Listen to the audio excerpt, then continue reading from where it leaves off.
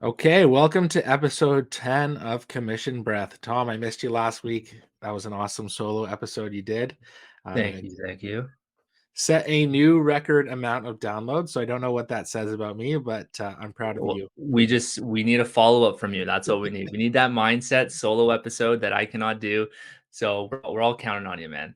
There you go. Well, I'll kind of dive into a little mindset piece right now because I hear a Yes. lot of people saying, it's been a down year. I feel kind of crappy. I'm so slow, et cetera, which is one, just a terrible way to think. You feeling bad about yourself every day is not the way to do it. But also, like, change your perspective, get a fresh lens on things. There are over 118 days left in the year. So almost a full third of the year left to rock and roll. So you can finish strong if you're on your own. But kind of what we've done is we actually, just for all of you listeners, we just merged our business, and Tom and I are now working together. Every deal is flows to both of us. And so we treated this as the start of our year, and that renewed energy, fresh perspective. It's like coming into Jan 1, but we're coming in hot. Yeah, exactly, and that's not to say everyone has to merge their business, of course, like, you do you. We've talked about this so many times, it's you gotta collaborate, you gotta join in with a partner and share ideas. That's what we've done, but we've just taken it to the extreme. We're like, "Hey, we complement each other with our skill sets, so let's merge our businesses together." Of course, this wasn't an overnight thing, like, we had been planning for this for quite a bit of time now, Mhm. so now it's just come to fruition, and I think what are we, 7 days in, 8 days? I can't Yeah, remember. August 21st, we merged on my daughter's birthday. Oh, yeah, that's right. Yeah, Yeah. so and things have been going, like, very, very good for the 2 of us, and, I think going forward, like Brandon said, we treated this like day 1. It doesn't matter if it's, we're in September, doesn't matter if it's February, like, we're treating this like day 1, Q1, let's go, firing on, all cylinders, and it's funny because like, I see a lot of spark now from other agents because it's now, September, and I get, like, take the summer to kind of relax, rejuvenate. I'm all for that. But meanwhile, you have agents in the background who have been just going at it all summer. That's your competition. That's going back to the collaboration versus competition. You have competition out there. Now is the time to gain market share. So let's just keep that going. Exactly. It's nice to take that breath, catch your stride again, but then you got to come out the gate swinging. And I know, like, I had this when the calendar turned over into 2023, I was like kind of this like anxious feeling, and Levia was like, "What's wrong with you? Like, you're so weird." I'm like, "I'm at $0 in earning That's this year." hilarious. And she's like, "Well, it's like a holiday and no mortgages closing today." And it was like 2 days later, my first deal funded, and the feeling went away. But I kind of had that feeling where I was like, "Hey, Tom and I don't have any business closing this week." And it was like, "All right, let's go find it." And we have now got, I think it's a live deal a day we're Yeah, trending it is. towards. We're already trending towards our goal that we had for 2023, and setting up the pace going into 2024. So it feels really good. Um, but I also feel kind of that renewed energy, and we're just pouring more gas onto the individual fires we set to build, and competing within our business as well to see where those deals are coming from.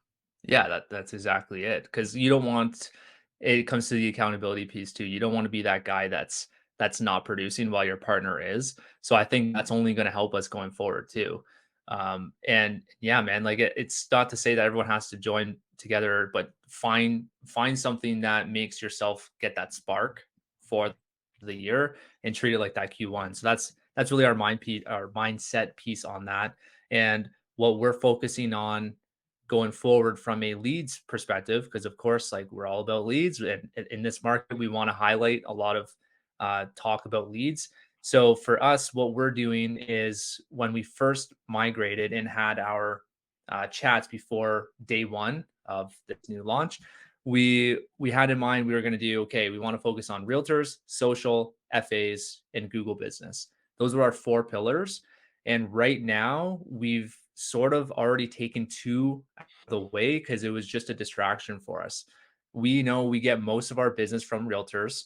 So we're like, you know what? Let's, of course, we're not taking that out. That's like our main business, right? Our main lead generation. But now we're sprinkling in social. So we're dividing and conquering. Like I'm mostly taking care of social. Brandon's mostly taking care of realtors. Me doing the social, I'm not just cranking out content.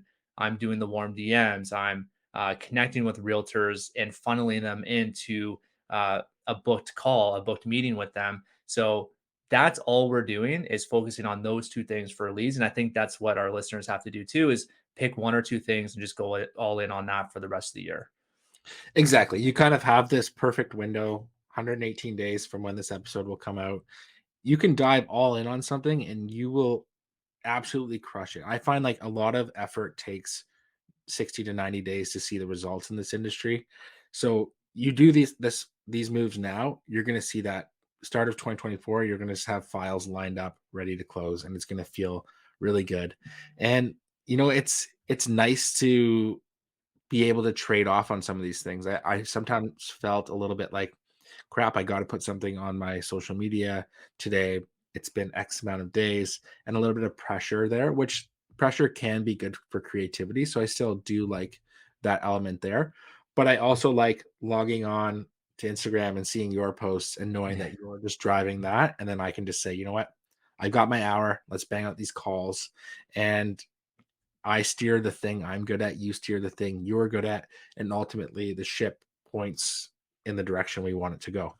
The other big piece to that though is like we are laying the foundation and the groundwork for yes, the next 118 days, but also a lot of our conversations have been like, okay, what does this business look like for us in 10 years?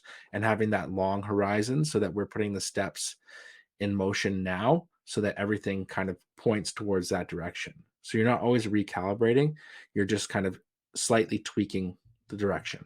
Yeah, exactly. And it's not saying that like whatever we developed and proposed to each other into our actual like master business plan, if you want to call that, that's not set in stone going forward. Like we're gonna make tweaks along the way. Who knows? Maybe in the future, I become the realtor guy, you become the social guy. Like things can change, but I think the point is like stick to something for a longer period of time, pan it out, see how things go. If you need to pivot, you pivot. Exactly. Yeah. So what's your big push for the rest of the year? What is the one thing that you're going to do? Me? Me Yeah. personally? Well, there's no one else here, so it's gotta be me. I was wondering if that was one of your like, "Hey, listeners." No, so for me, what I'm doing is specifically like again, going back to the social is I'm posting Monday to Friday, one post, one story, at least. So these are at least statements. So at least one post, at least one story. I'm doing 5 DMs. I'm doing 5 follows. And if I have spare time at other moments, I'll toss in some likes, I'll toss in some comments. I can't even believe I'm saying this because I hate social. But it actually works. And I think like over time, you're just gonna throttle that up.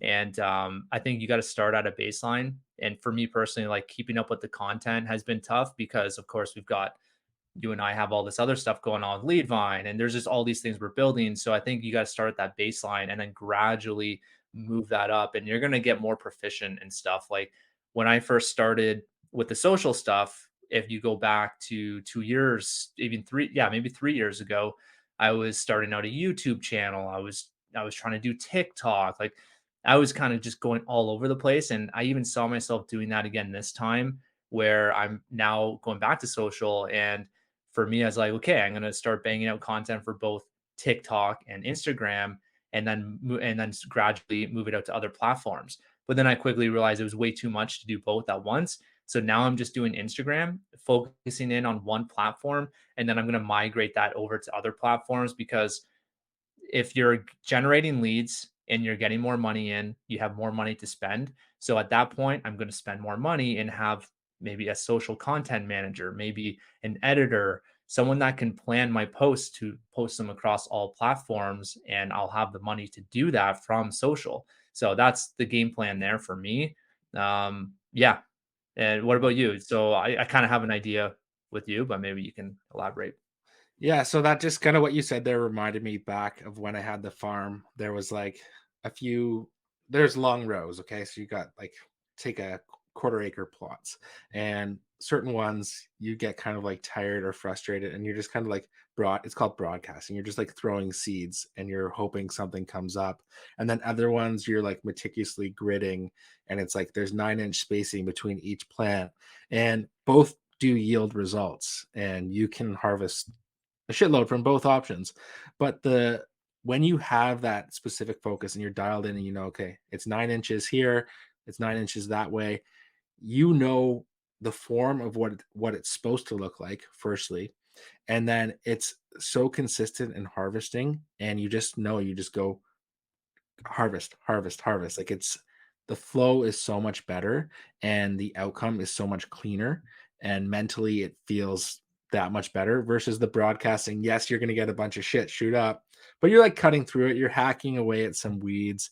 It's a lot harder to manage. So like that spray and pray strategy that you had originally implemented, now this time around you're so much more regimented on that side. And I like the piece you said there where it's not that you're going to like you're setting your baseline. It's not that you're going not going to increase it. It's kind of like working out. Your first time you're a big lifting guy, so maybe you lifted the bar. Now you probably throwing several plates on Still there. do. So you're going to keep scaling that up. So same thing for me. I one thing I realized that like we touched on this in the ask video. My minimum amount of asks per week was great for building, the volume of business that I have, which I'm proud of getting there, but where I want to be requires me to also add those plates. And I was doing my minimum asks scaled a little bit at the gates, but then it flatlined. So what I'm doing is first day of school, when my daughter's back in school, no interruptions. I'm just ramping up my calls again. I'm ramping up my asks, and I'm just gonna ramp that up, just like you would a workout or running or anything like that. Just add more and more volume to it, which in turn I know leads to results. Nice, love it. And I think the nice part about that too, I mean, specifically with referral partners, like everyone's kind of in the same boat coming out of the summer, kids are in school. So they kind of expect these calls to happen and they're all on board too because they want to grow their business. So I think when you do these asks, like if you're reaching out to a realtor, for example, like have something intertwined where you're giving them value as well to build their business. Cause it's not just you that might be having production down this year. It's realtors too. So if I think like right now the biggest value add to a realtor is leads, and if you can Mhm. solve that problem, then I think you're going to be doing very well in the next couple of years. For sure. And going back to those asks, it's going to be for realtors, but it's also Okay. past clients as well. Yeah. So there's a draw because past clients, if you reactivate them, like I just reactivated a client this week. We did his renewal in December, and he's like, "Hey, one of those dream waterfront properties came up. I want to capitalize on this." It's a big mortgage for our team, but also to go back to that realtor and be like, "Hey, client X has Yeah. their sights on this $2 million property." And the realtor's like, "Well, nice. Thanks, man. Like that's awesome." Like they're amped.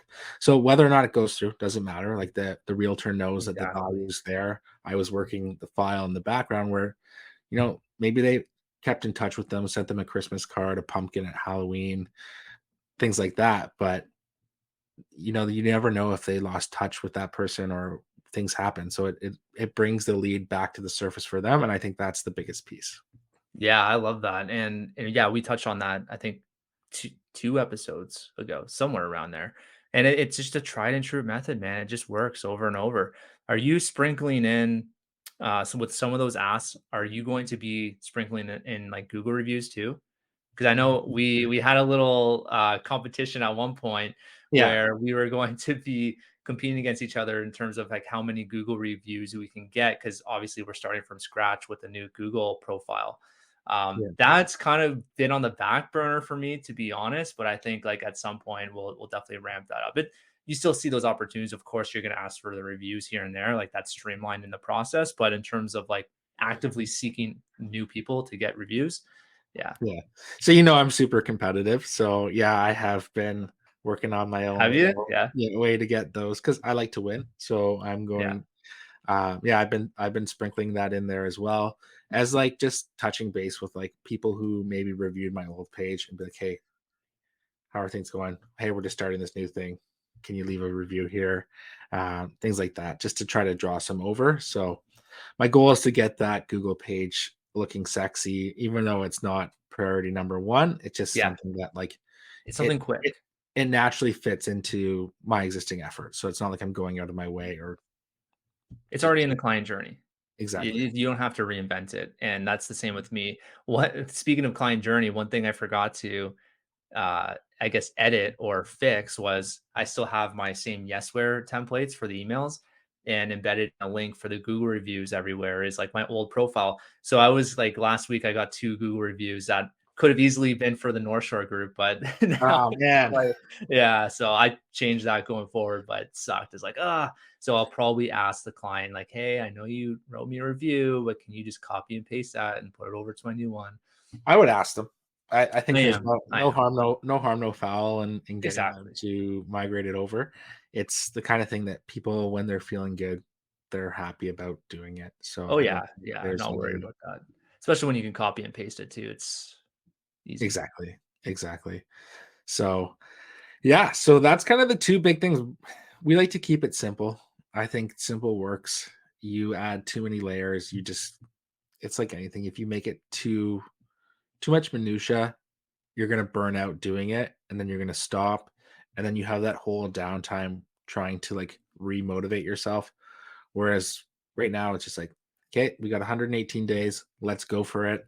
And simple steps repeated daily. We're gonna hit if I scale my ask muscle going up to the end of the year, I'm gonna hit 2024 making probably 10 times more calls than the any other broker. Um, some guys like Steve Diment probably making 100 calls a day. Yeah, he's the Or the goal. guy out of Yeah, the States, but whatever his name is. Yeah, like, there's a lot of people who maybe make 10 calls a week. So, like, yeah, ramping that up, I know I'm gonna be drawing a ton of business in that way. yeah, calls are not dead, man. They still work. At the end of the day, Exactly. you're funneling people into a phone call anyways, so they still work. Yeah. So I guess we'll land the plane here, Brandon. Actually, for anyone listening, if I've had a couple people reach out, and it's really really cool seeing this, they're really pumped about the last episode on the what did I call it, the client journey leads machine, and they were pumped about like certain strategies that they're going to implement from that podcast. So if anyone's listening, I always love hearing if you're implementing any of that stuff. Reach out to me on Instagram. And if you would so kindly leave us a review as well, that would be greatly appreciated. And yeah, take it from there. Awesome. Beautiful. Well, thank you, everyone, and go crush the next 118 days. I promise it'll It's be worth it. Q1. Let's go. Cheers.